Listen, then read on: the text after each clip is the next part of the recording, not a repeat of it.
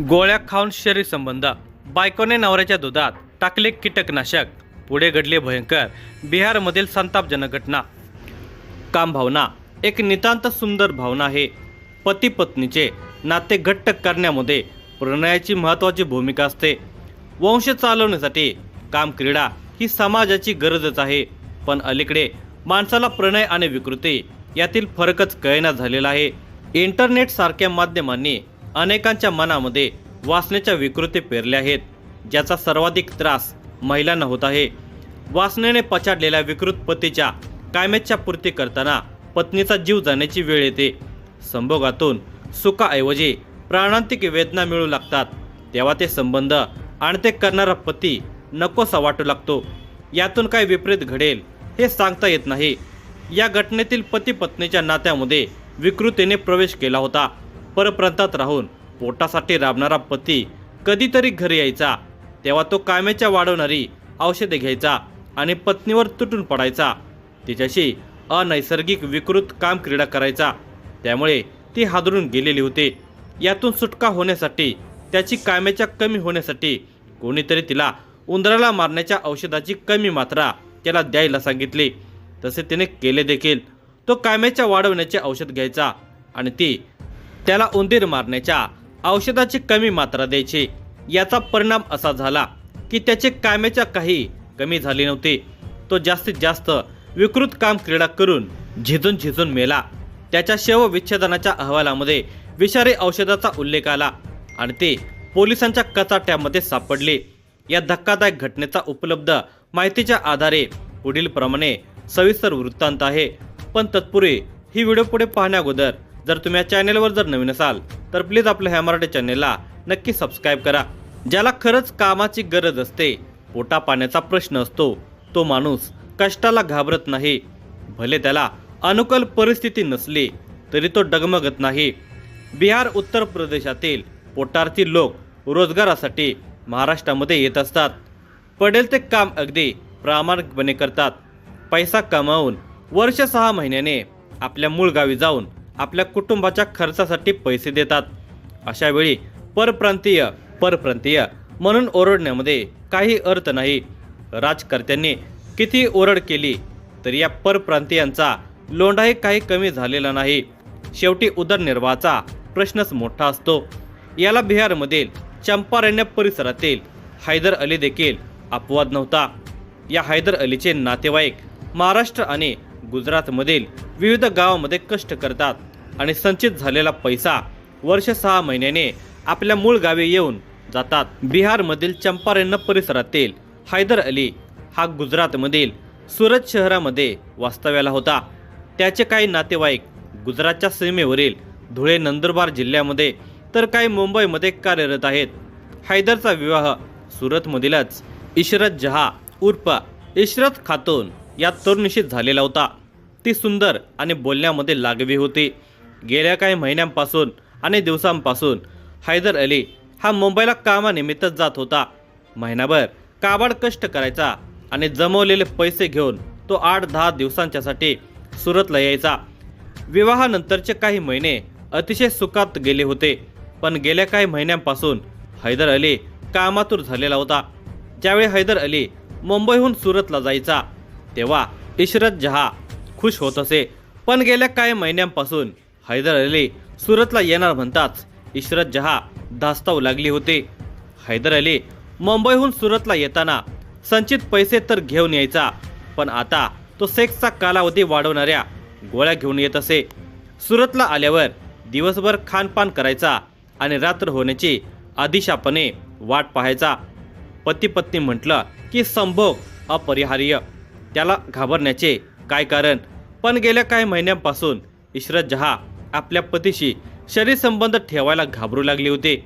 हैदर अलीशी विवाह केल्यानंतर रात्री झोपताना बुजुर्ग महिलांच्या सल्ल्यानुसार इशरत जहा आपल्या पतीला न चुकता हळद टाकलेले दूध प्यायला देत असे। हैदरही पत्नीसोबत प्रदीर्घ काळ संभोग करता यावा म्हणून दुधाबरोबर मुंबईहून आणलेल्या गोळ्या औषध नियमितपणे घेत असे। नवऱ्याशी संभोग करताना कुठल्या पत्नीला आवडणार नाही, पण हैदर अली इशरतशी संभोग करताना जनावर होत असे। तिच्याशी तो अनैसर्गिकपणे संभोगही करत असे। यामुळे इशरत जहा वैतागलेली होती। तिला यातना होत असल्याने पती मुंबईला गेला की तिला हायसे वाटायचे। आपल्या पतीचे काम वासनेपासून सुटका करण्याचा तिचा सर्व प्रकारचा प्रयत्न निष्फळ ठरला होता। शेवटी पतीला शारीरिकदृष्ट्या दुबळे करणे हाच एकमेव पर्याय इशरत जहाला तिच्या हितचिंतकांनी सांगितला होता। त्यासाठी हैदर अलीला झोपताना हळदीच्या दुधामध्ये उंदीर मारण्याचे औषध दिले तर तो शरीराने कमकुवत होईल व त्याच्या अघोरी काम वासनेपासून तुझी सुटका होईल, असा सल्ला इशरत जहाला मिळाला होता। गेल्या 4 महिन्यांपासून हैदर अली मुंबईहून आला की इशरत जहा हैदर अलीला आपल्याशी शय्यासोबत करण्याआधी हळद टाकलेल्या दुधामध्ये उंदीर मारण्याचे औषध मिक्स करून द्यायला लागली होती। त्यामुळे गेल्या 4 महिन्यामध्ये हैदर अली खूपच दुर्बल झाला होता, पण त्याची शारीरिक भूक त्याला स्वस्थ बसू देत नव्हते। नेहमीप्रमाणे हैदर जानेवारीमध्ये 2026च्या पहिल्या आठवड्यात मुंबईहून सुरतला आला होता। दिनांक 1 जानेवारी 2026 पासून तो नेहमीप्रमाणे आपली काम वासना पूर्ण करण्यासाठी आपल्या बायकोसोबत अघोरी पद्धतीने संभोग घेण्याचा प्रयत्न करतच होता। त्या दरम्यान इशरत जहाने हैदर अलीला हळदीच्या दुधामध्ये उंदीर मारण्याच्या औषधाची मात्रा वाढवून दिली होती। त्यामुळे तो शारीरिकदृष्ट्या कमकुवत झालेला होता, पण त्याच्या काम वासनेमध्ये फरक पडत नव्हता। उलट अनैसर्गिक संभोग करण्यात तो अधिक रस घेऊ लागला। त्यातच दिनांक 5 जानेवारी 2026 रोजी त्याची प्रकृती खालावली। त्याला उपचारार्थ सुरत येथील स्मॉमेट नावाच्या रुग्णालयामध्ये दाखल करण्यात आले। उपचारादरम्यान हैदर अलीची प्राणज्योत मालवली। हैदर अलीचे देहावसान झाल्याचे कळताच मुंबई, नंदुरबार, धुळे आणि बिहारमधील त्याचे सर्व नातेवाईक सुरतला गोळा झाले। रुग्णालयातून हैदर अलीचा मृतदेह ताब्यात घेतल्यानंतर त्याचा दफनविधी सुरतला करण्याची तयारी इशरत जहा आणि तिच्या नातेवाईकांनी केली। पण हैदरचा दफनविधी सुरतला न करता बिहारमध्ये चंपारण्य येथे करण्याचे मनोगत हैदर अलीच्या भावाने आणि धुळ्यातील नातेवाईकांनी बोलून दाखवले। पण इशरत जहा मात्र दफनविधी सुरतलाच करण्यावर ठाम होते। दफनविधी कुठे करायचा यावरून झालेला वाद विकोपाला गेला। हैदरची प्रकृती अचानक का बिघडली, त्याचा मृत्यू का झाला याबाबत आम्हाला शंका आहे। याची शहानिशा केल्याशिवाय हैदरचा दफनविधी केला जाऊ नये अशा आशयाची तक्रार हैदर अलीच्या भावाने आणि डोळ्यातील नातेवाईकांनी सुरत पोलीस ठाण्यामध्ये दाखल केली। लेखी स्वरूपात सुरत पोलीस ठाण्यामध्ये तक्रार दिल्यानंतर पोलिसांनी पोस्टमॉर्टमसाठी हैदर अलीचा मृतदेह शासकीय रुग्णालयात पाठवण्यात आला। शासकीय रुग्णालयामध्ये हैदर अलीच्या मृतदेहाचे फॉरेन्सिक पोस्टमॉर्टम करण्यात आले। त्यात विषबाधेमुळे आणि श्वास रोखून धरल्याने हैदर अलीची प्राणज्योत मालवली असे निष्पन्न झाले। तसा वैद्यकीय अहवाल सुरत पोलिसांना प्राप्त झाला। हैदर अलीचा मृत्यू नैसर्गिक नसून त्याला विषबाधा आणि श्वास रोखल्याने झाला असल्याचा वैद्यकीय अहवाल ताब्यात येताच चौकशीसाठी सुरत पोलिसांनी हैदरच्या पत्नीला म्हणजेच इशरत जहाला ताब्यात घेतले। तिच्याकडे केलेल्या चौकशीमध्ये सुरुवातीला ती पोलिसांना दाद देत नव्हते, पण पोलिसांच्या प्रश्नांचा फैरी काही थांबलेल्या नव्हत्या। अखेर तिचे अवसान गळले।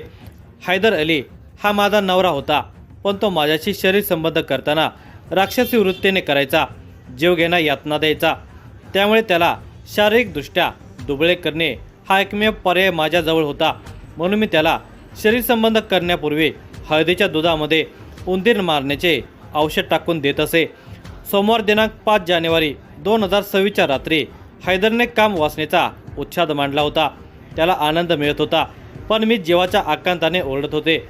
सहन न झाल्याने मी हैदर अलीचा गळा दाबला आणि त्यात त्याचा अंत झाला, असा कबुली जबाब इशरतने सुरत पोलिसांना दिला। कबुली जबाबानंतर सुरत पोलिसांनी इशरत जहा हिच्या विरोधात हैदरच्या खुनाचा आणि पुरावा नष्ट करण्याचा गुन्हा दाखल करून तिला गजाआड केले। या धक्कादायक घटनेचा पुढील तपास सुरू आहे।